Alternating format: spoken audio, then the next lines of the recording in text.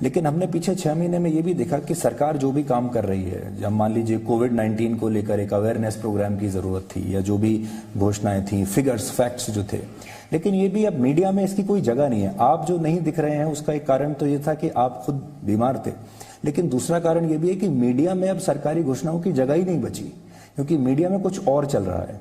पीछे 6 महीने से मीडिया की भी काफी आलोचना हुई, ये सोचकर कि इस समय भी सिर्फ सुशांत सिंह राजपूत की खबरें ही चलती रही।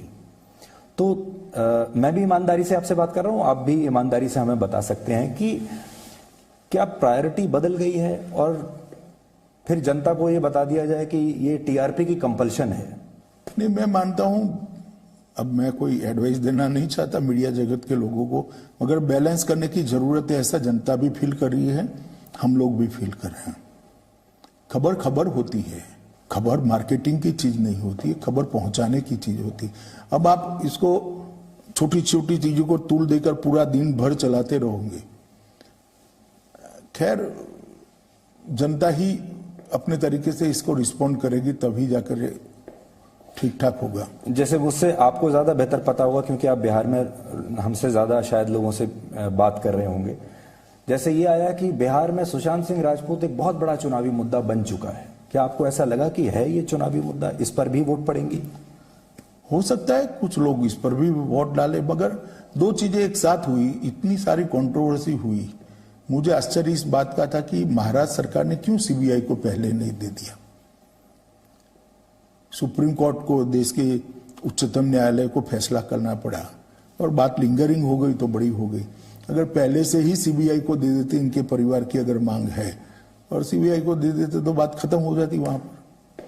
खैर, अब मीडिया ने भी इसको ज्यादा तूल भी दिया जी, लेकिन एनसीबी आपके अंडर है, सीबीआई भी आपके पास है, एम्स का बोर्ड भी आपके पास है, तो क्या आपने उनको कुछ निर्देश दिया?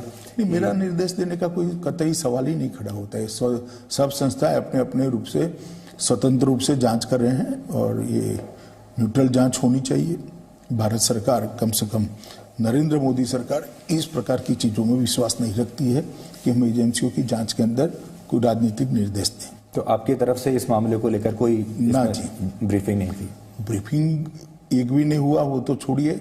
हमने इतना ही कहा है कि जो सच है उसको लेकर जनता के सामने रखिए, अदालत के सामने रखिए। जी, अमित जी, हाल के 6 महीनों में अदालतों में मीडिया को लेकर, अदालतों में और थानों में मीडिया को लेकर जितने केसेस आए इतने पहले कभी नहीं देखे गए।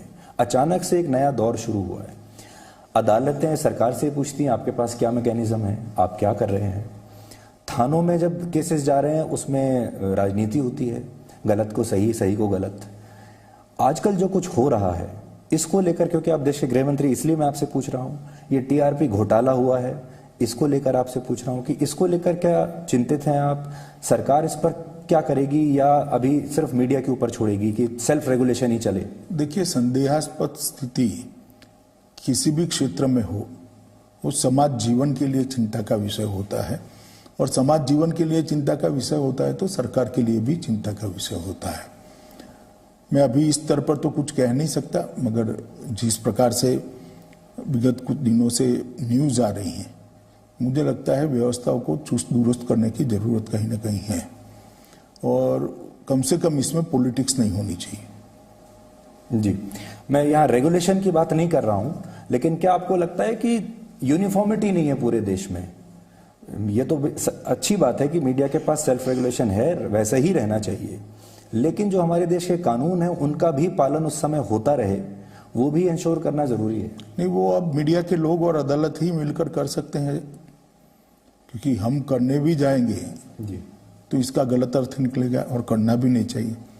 तो मीडिया के लोग और जो संस्थाएं बनी हुई है वो और अदालत ही इसको ठीक करे, अगर ठीक करने की जरूरत है तो। जी, अब मैं बंगाल पर आता हूं। बंगाल में जो कुछ हो